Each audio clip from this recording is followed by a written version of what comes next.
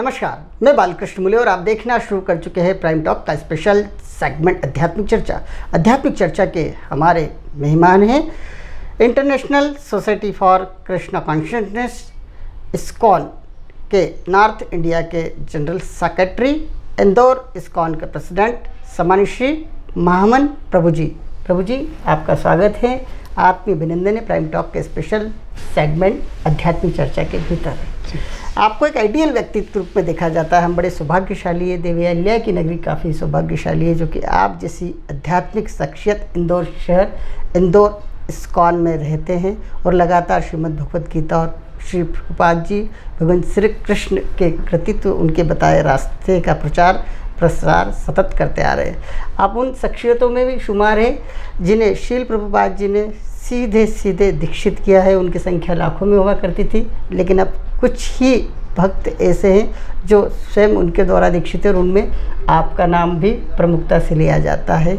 यूँ कहे कि आप पूर्ण रूप से अब अर्धशतक भी पूर्ण करने जा रहे हैं, 50 साल पूर्ण करने जा रहे हैं आप इस्कॉन, आपकी स्पिरिचुअल लाइफ की भी हम आपसे बहुत सारी चर्चा करना चाहेंगे, लेकिन शुरुआत करना चाहेंगे आपके बाल्यकाल से। कहाँ आपका जन्म हुआ है, आपके माता पिता के बारे में भी थोड़ा थोड़ा जानना चाहेंगे, क्योंकि ऐसे माता पिता जो अपने बच्चों को, खासतौर से मासूम बच्चों का, यूँ कहे कि एक अच्छी उम्र में अच्छी एजुकेशन लेने के बाद भी अगर आध्यात्मिक क्षेत्र में जाने देते हैं तो उनका भी थोड़ा थोड़ा नाम होना चाहिए। क्या कहना चाहेंगे पहली प्रतिक्रिया के रूप में? बालकृष्ण मूले जी, पहले तो आपका बहुत हार्दिक स्वागत। Thank you. इस्कॉन के इंडोर मंदिर में और सब भक्तों का भी बहुत हार्दिक स्वागत इस पावन जन्माष्टमी के पर्व पर। क्या बात है, बहुत सुंदर। और हमारा भी सौभाग्य है इंदौर की नगरी, अहिल्या देवी की नगरी में एक इस्कॉन का सेंटर चालू करना और काफ़ी तीव्रता से प्रचार करना। यहाँ में मध्य प्रदेश में तकरीबन 24 सेंटर्स हैं हमारे और मुख्य इधर इंदौर में है। और as you know world wide organization है। बिल्कुल सही। या जन्माष्टमी के पर्व की ही बात है जी। हमारे परम गुरु भक्ति वेदांत स्वामी प्रभुपाद जी जो इस्कॉन के फाउंडर आचार्य हैं, उन्होंने 1965 में एक मालवाहक जहाज जिसका नाम था जलदूत में ही जन्माष्टमी का पर्व मनाया था। बहुत सुंदर। क्या बात है। और 1965 और उनकी बहुत इच्छा थी कि सब लोग श्री कृष्ण जी से परिचित हों और जहाज में जो भी कुछ पैसेंजर्स थे उनको प्रसाद दिया, कीर्तन कराया। और फिर अभी ये संस्था इतनी फैल चुकी है दुनिया भर में। बिल्कुल सही। और रिसेंटली हमको न्यूज़ आई कराची में जगन्नाथ जी की रथ यात्रा निकली। क्या बात है, काफ़ी खुशी। बहुत भव्य रथ यात्रा निकली थी। अरबिक देश हों चाहे कम्युनिस्ट देश हों, इन सब में निकाली जाती है। प्रभुपाद जी की कृपा है। प्रभुपाद जी का वंदन करते हुए मैं थोड़ा सा, जैसे आपने पूछा, मेरे बायोग्राफी के बारे में बताना चाहूँगा। मेरा जन्म केनिया में हुआ था और मेरे माता पिता, मेरे पिताजी का नाम श्री नंदलाल शर्मा जी थे और काफ़ी आध्यात्मिकता में थे दोनों माता पिता, और बचपन से ही ये संस्कार डाले। उसके बाद मैं लंदन में स्टडी करने के लिए गया और मैकेनिकल इंजीनियरिंग का कोर्स किया। और उसमें जब मैं यूनिवर्सिटी में था तो मेरे मन में काफ़ी प्रश्न आ रहे थे कि जीवन का लक्ष्य क्या है। और मैंने ये प्रश्न पूछे भी हमारे प्रोफेसर्स को, लेकिन कोई सेटिस्फाई नहीं कर पाए। और अधिकतर तो वो कहने लगे कि ये just have a nice time, अब इस गहराई में नहीं जाओ। लेकिन मैं satisfy, what is the purpose of life, हम एजुकेशन कर रहे हैं, what is the meaning of it all. बिल्कुल सही। तो फिर मैंने सोचा शायद सोशल सर्विस से कुछ सेटिस्फेक्शन मिलेगी। और मैं काफ़ी सोशल वर्क भी किया, गरीब लोगों को कई तरह से हेल्प किया जो भी टाइम मुझे मिलता था। और यहाँ तक कि मैं कम्युनिस्ट सोसाइटी ऑफ इंग्लैंड का भी मेंबर बन चुका था। बहुत सुंदर। कम्युनिस्ट सोसाइटी ऑफ इंग्लैंड का, ये सोचने के शायद लोगों का, पर उसमें कोई सेटिस्फेक्शन नहीं मिली। उसी समय यह धरती पर बहुत से डिफ़िकल्ट सिचुएशंस आ रही थी। बिल्कुल। बियाफ्रा नाइजीरिया के पास जो एक देश है, भूखमारी पड़ गई थी, इंडिया पाकिस्तान का युद्ध चल रहा था, कि ऐसे ऑल ओवर द जहाँ भी देखो कोई ना कोई प्रॉब्लम था। तो कई तरह से का मैंने अध्ययन किया, लेकिन कोई फ़िलॉसफी, कोई सिद्धांत मुझे सेटिस्फाई नहीं कर पाया। तो 1972 की बात है, लंदन में ही मैं एक बार ऑक्सफोर्ड स्ट्रीट है, one of the main streets of England, तो वहाँ में मैं जा रहा था। तो अचानक से मुझे एक भक्तों की टोली, सब अंग्रेज थे और सब ने धोती कुर्ती, कईयों ने गहरे रंग के, कई ने सफ़ेद, सब की चोटी रखी हुई थी और लेडीज सब साड़ी में। तो ये बहुत चौंकने वाला दृश्य था उसमें, है ना। मैंने ऐसा कर, मैं सोचा ये क्या है। तो फिर मैं गया उनके पास और उन्होंने मुझे एक पुस्तक दी। पुस्तक का नाम था इंग्लिश में easy journey to other planets, यानी कि अन्य लोगों की सुगम यात्रा। तो मुझे ये देखकर बहुत हैरानी हुई, ये क्या है। और उसी समय वो अमेरिका का स्पेस चल रहा था, मून पर जा रहे थे, चंद्रमा पर जा रहे थे। तो मैंने सोचा शायद उसके साथ कुछ कनेक्ट होगा, तो मैंने पुस्तक तो ले ली और उन्होंने मुझे टेंपल का एड्रेस भी दे दिया। तो जैसे मैं घर जाता था तो उसी पुस्तक में मुझे को पढ़ने को आया कि प्रभुपाद जी हमारे संस्थान बहुत साइंटिफिक है, तो भगवद गीता ही, लेकिन scientific language, electrons, protons, neutrons, ये सब साइंटिफिक लैंग्वेज में गीता समझाई हुई है। तो मेरा इंटरेस्ट बढ़ने लगा और जो मैं प्रश्न मेरे थे मन में, उनके आंसर मिलने लगे। क्या बात। तो फिर मैंने सोचा क्यों ना मैं पर्सनली जाके मिलूं। तो फिर मैं, एड्रेस तो था, तो एड्रेस में लेकर मैं वही ऑक्सफोर्ड स्ट्रीट के पास ही मंदिर था, तो वहाँ पहुँचा। तो सबसे बड़ी सौभाग्य की बात है कि परम पूज्य भक्तिवेदांत स्वामी प्रभुपाद जी, हमारे गुरु महाराज, वहाँ में उस समय थे। क्या बात, बहुत सुंदर। पूरे जीवन में उन्होंने 22 बार दुनिया के चक्कर लगाए और सौभाग्य से, Krishna is the best timer. वो कृष्ण जी सब अच्छी टाइमिंग करते हैं। हम प्लान बनाते हैं, लेकिन टाइम जो है वो ही सबसे बढ़िया करते हैं। सही बात है। समय जब आता है और अच्छा समय आता है और मनुष्य का आध्यात्मिक दृष्टिकोण से यदि भाग्य उदय होना होता है तो हो ही जाता है, और वही घटनाक्रम आपके जीवन में हुआ। वो कौन सी उम्र थी जब आपके साथ इस तरह का संस्मरण, इस तरह का एक घटनाक्रम हुआ जिससे आपकी पूरी की पूरी लाइफ चेंज हो गई? जी, मैं उसमें 22 वर्ष का था। क्या बात है। ये 1972 की बात है। तो 22 वर्ष का था और फिर मैं धीरे धीरे उनके दर्शन मात्र इतने प्रभावित थे, अभिभूत करने वाले थे। अभिभूत करने वाले थे। मैंने उसी समय निर्णय लिया, जो मेरे प्रश्न है इनके पास उत्तर है। और ऐसे व्यक्ति मैंने कभी जीवन में नहीं देखे थे जिन्होंने मेरे स्वयं माता पिता से भी ज़्यादा स्नेह दिया, प्रेम दिया। मुझे ही नहीं बल्कि लाखों लोगों को उन्होंने, और जो भी इनके साथ जुड़े वो किसी भी हालत में उनकी शरण छोड़कर कहीं और नहीं जाना चाहते। मेरे माता पिता जी ने बहुत मुझे कहा, बेटा आप इतना कुछ किया, हमारे साथ कुछ रहो, हम घर में मंदिर बना देंगे, जो कुछ चाहेंगे करेंगे। पर जब भी श्री कृष्ण जी के प्रति आकर्षण होता है तो वक्त उनकी शरण में ही आता है। फिर मैंने सोचा कि मैं अपना जीवन इन्हीं प्रभुपाद जी के चरणों में ही समर्पित करूं, और उन्होंने जो कुछ किया है उसके लिए पूरी दुनिया हमेशा के लिए ऋणी रहेगी। जिन्होंने लाखों के जीवन में परिवर्तन ला दे, ऐसे महानुभाव जैसे अल्फ्रेड फोर्ड मोटर कंपनी के जो फाउंडर थे, 1902 की बात है। उन्होंने फोर्ड मोटर कंपनी पहली कार जो थी कमर्शियल कार बनाई, और उनके ही पड़पोते, उनका नाम था अल्फ्रेड फोर्ड। तो अल्फ्रेड फोर्ड प्रभुपाद जी से इतने प्रभावित हुए तो उन्होंने अपना पूरा जीवन समर्पित कर दिया, और मायापुर में तकरीबन 600 करोड़ लगा चुके हैं उधर में मंदिर, टेंपल, विश्व का पूरा बड़ा मंदिर। क्या बात है। मायापुर में वो वर्ल्ड का हेडक्वार्टर्स है। और उन्होंने प्रभुपाद जी से भी दीक्षा ली है। उनका नाम अभी है अम्बरीश दास। जो अल्फ्रेड फोर्ड थे अभी अम्बरीश दास हैं। और ऐसे कई और भी बहुत बड़ी हस्तियां, हेमा मालिनी जी वो भी जुड़ी हुई हैं हमारे साथ, और बहुत से ऐसे सब लोग हैं। और प्रभुपाद जी के जाने से पहले, अमेरिका जाने से पहले, उन्होंने श्री लाल बहादुर शास्त्री जी को भी प्रोत्साहित किया था, जवाहरलाल नेहरू जी को भी बुक्स दी थी। ऐसा कभी होता रहा।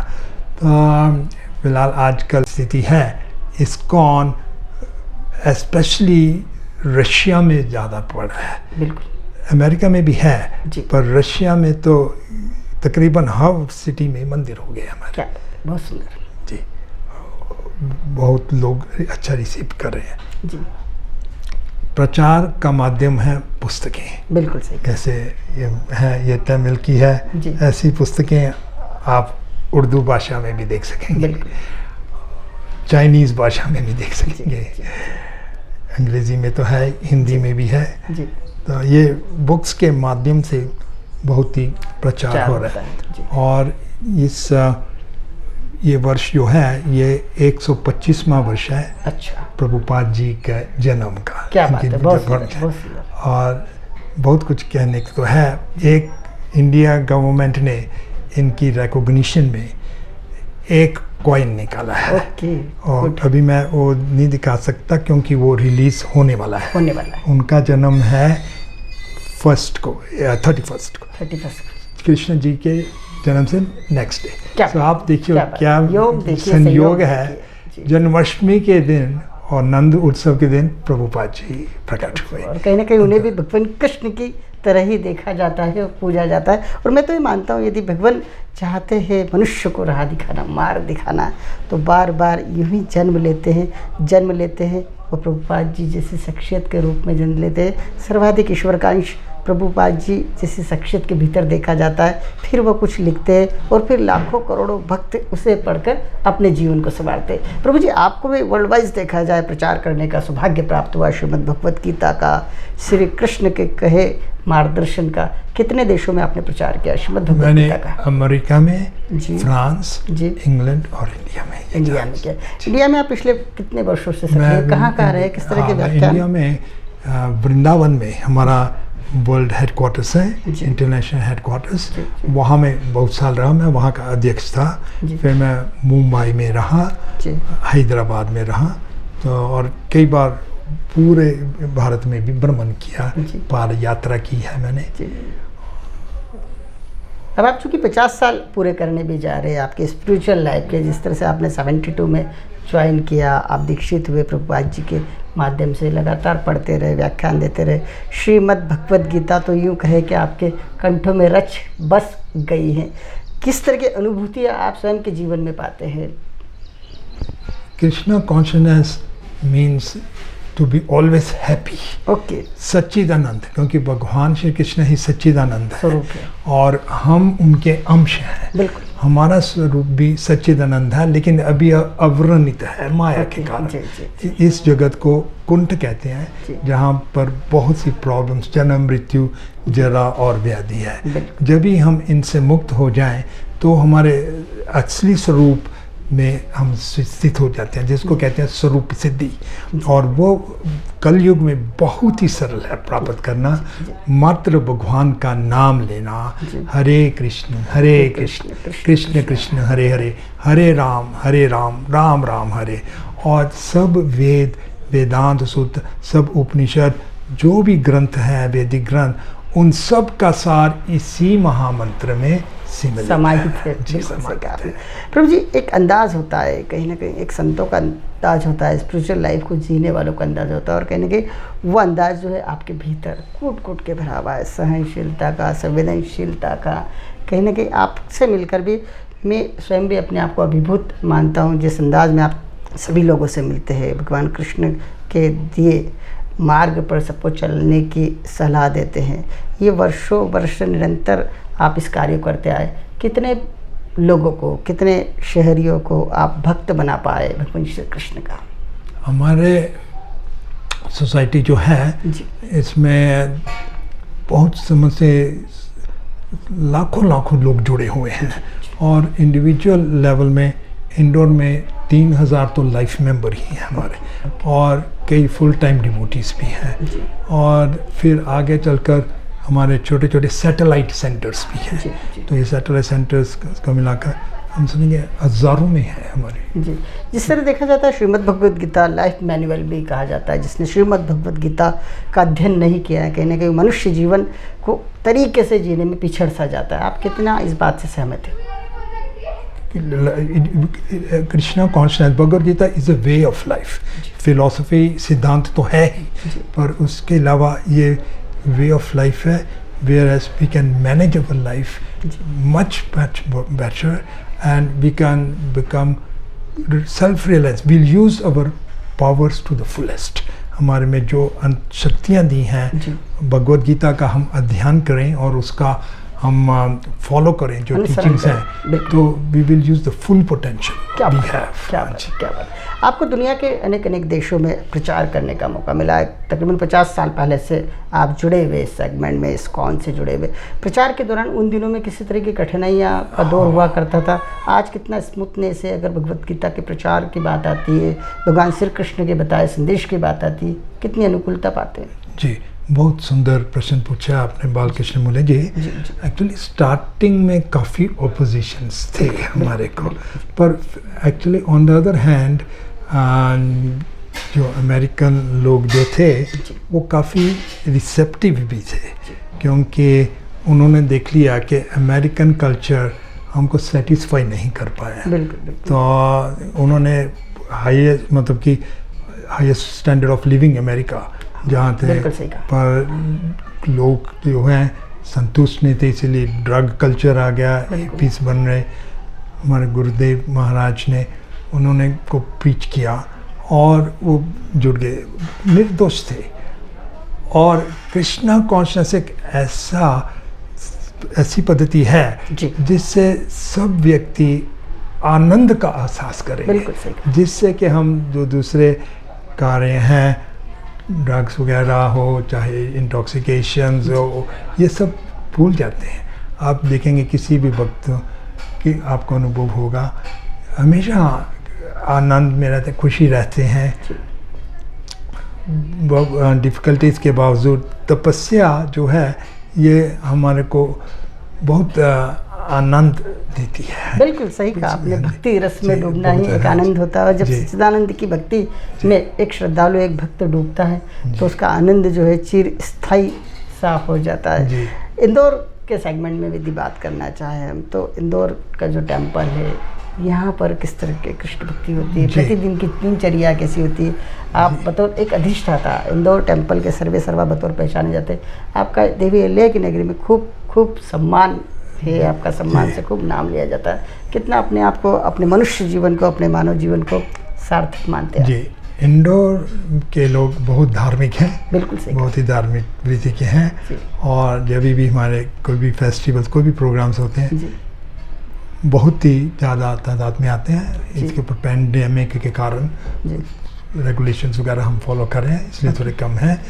और ये जो है कृष्णा कॉन्शियसनेस जो है, ये एक बार जो भी आ जाए उसको बहुत ही रुचि आती है, छोड़ने को मन नहीं करता है।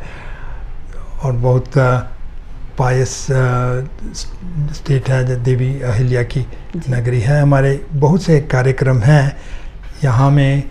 एक गुरुकुल का भी हम योजना बना रहे हैं। स्टार्टिंग में 25-30 गुरुकुल के बच्चे होंगे। गौशाला है। ठाकुर जी का दर्शन करने से सब कुछ शुभ बन जाता है। और एक ये मंदिर की खास विशेषता यह ये स्मार्ट मंदिर बनेगा। क्या बात? स्मार्ट सिटी में स्मार्ट मंदिर बनेगा। कहीं स्मार्ट का मतलब इसमें यह हुआ कि एक तो ऐसा मटेरियल जिसमें यूज़ किए हैं ये भूकंप तक सह लेगा। 2000 साल तक ये मंदिर रहता है। क्या बात है? आम बिल्डिंग्स 100, 150, 200 वर्ष तक चलती हैं, ये 2000 तक चलेगा। और फिर बायोगैस और सोलर एनर्जी से प्रकाशित और यूज़ होगा, एनर्जी यही ऊर्जा होगी, वेस्ट मैनेजमेंट होगा, और सबसे बड़ी बात है यूथ को खासकर अटेंशन दी जाएगी, क्योंकि हम देख रहे हैं कि हालांकि इंडोर सबसे स्वच्छ है पूरे भारत में, पर साथ साथ कई लोगों को ये नहीं मालूम कि इंडोर का जो अदर साइड है वो बहुत ही दुखमय है।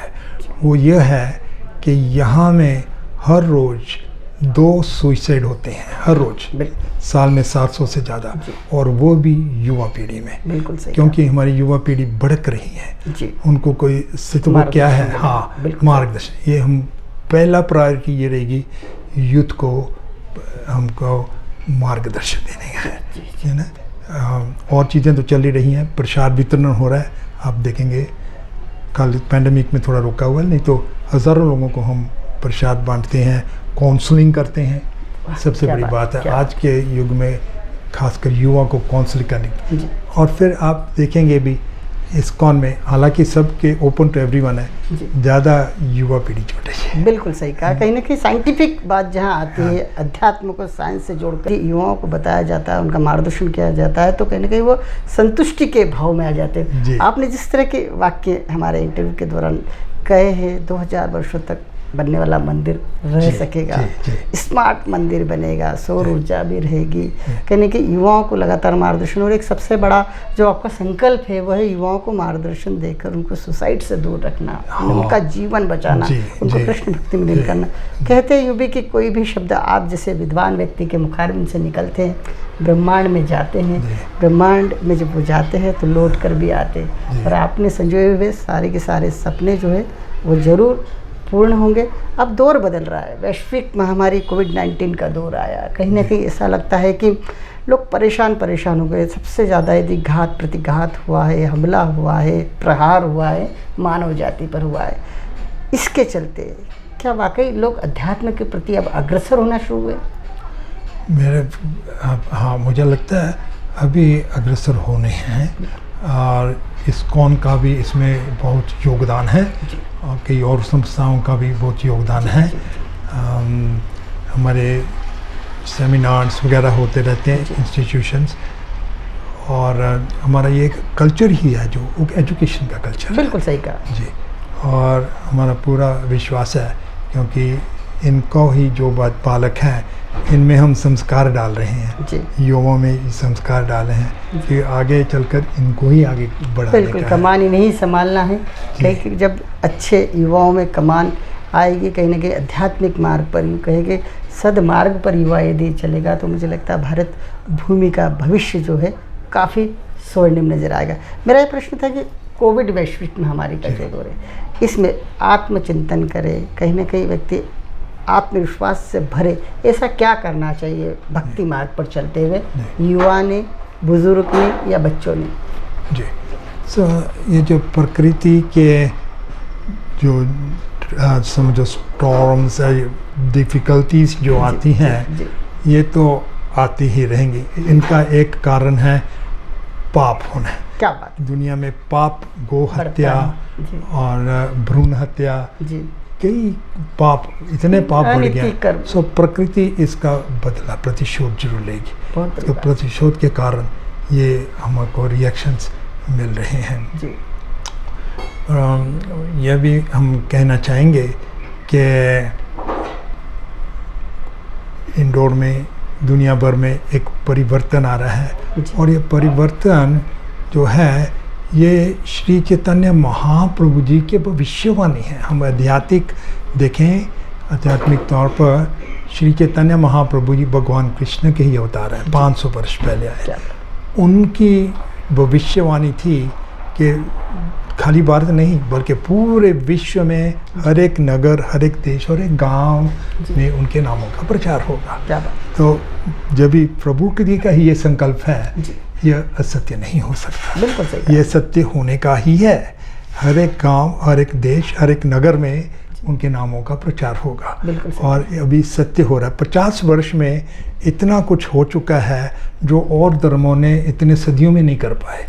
50 वर्षों में अरेबिया हो, पाकिस्तान जैसे देश, बिल्कुल कम्युनिस्ट देश, रशिया जहाँ में कम्युनिस्ट आइडियोलॉजी फिलॉसफी, चाइना नास्तिक हैं पूरे, वहाँ इतना तीव्रता से प्रचार हो रहा है, समझो रशिया में सबसे ज़्यादा प्रचार हो रहा है। और एक दिन यह भी आएगा, ये चैतन्य महाप्रभु जी का कहना उनके मुखाबिंद से कि पृथ्वी त्याचे यत्रा नगर आदि ग्राम सर्वत्र प्रचार, पृथ्वी में जितने देश नगर ग्राम सब में मेरे नामों का प्रचार हो। क्या बात, और हम देख रहे हैं गांव-गांव में हो रहे हैं प्रचार, और होगा भी, आगे बढ़ता जाएगा। बिल्कुल प्रभु जी, सत्पुरुष जब भी अपनी वाणी से कुछ उद्गार व्यक्त करते हैं तो वो आगे चलकर सत्य ही चरितार्थ होते हैं, और कहने की यही बात आप महसूस कर रहे हो। कहने कि आप जैसे सत्पुरुषों का जो सिक्स सेंस होता है वो भी काफ़ी स्ट्रांग होता है, उन्हें पता होता है भविष्य में क्या क्या होने वाला है, क्या क्या हो सकता है। आपने अपने प्राइम टॉक से चर्चा की, एक आध्यात्मिक चर्चा की, कहने की काफ़ी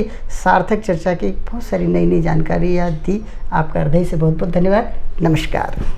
आपके भी बहुत बहुत धन्यवाद बालकृष्ण मुले जी, और प्राइम टॉक पर आने का मेरा सौभाग्य रहा। बहुत बहुत धन्यवाद।